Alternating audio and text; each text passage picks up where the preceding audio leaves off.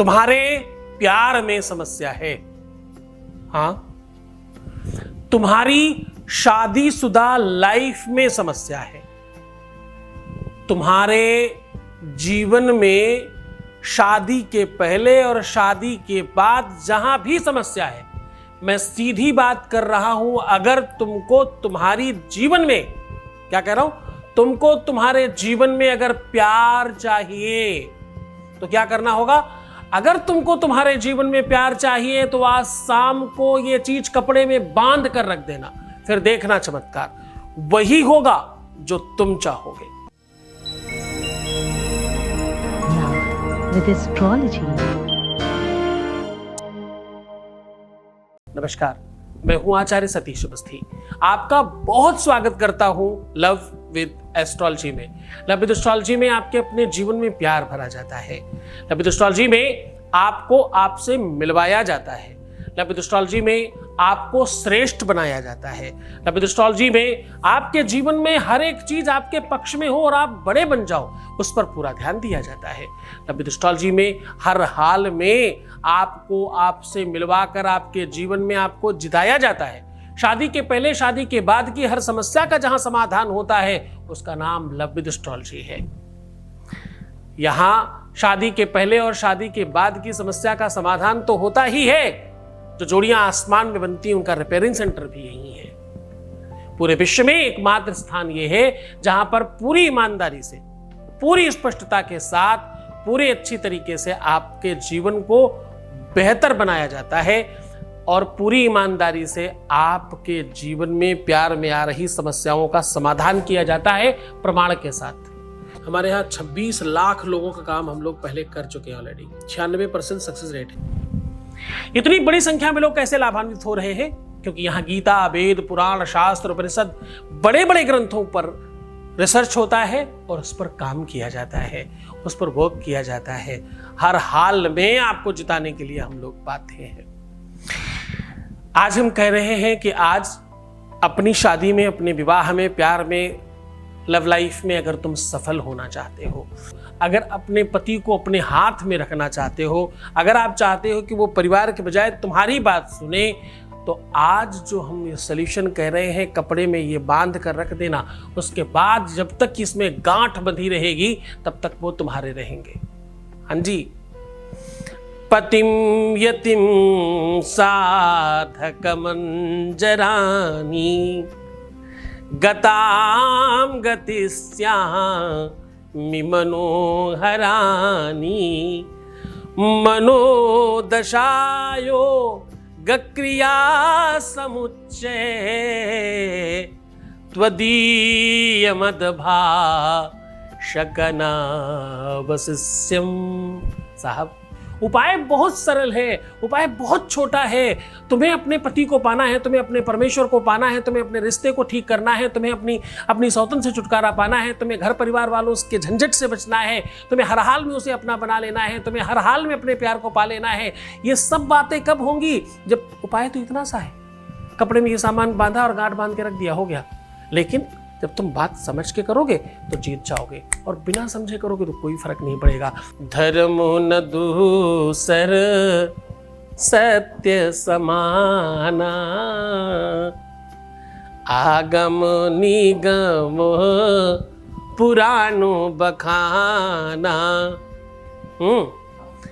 धर्म न दूसर सत्य समाना, आगमु निगमु पुराण बखाना।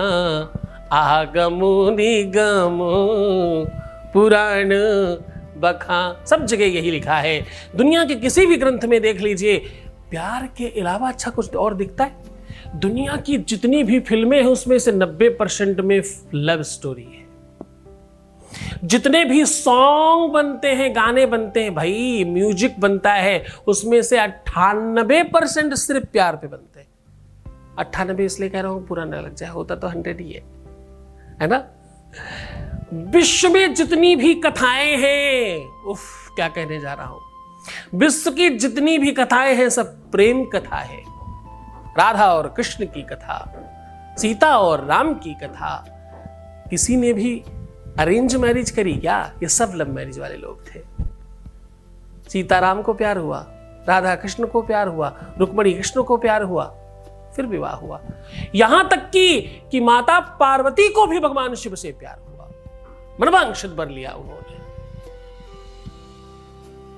उन्होंने तो यहां तक कह दिया था, बरहु शंभुनत रहूं कुमारी। मैं तो कुमारी रहना चाहती हूं अगर शंभु नहीं मिले तो।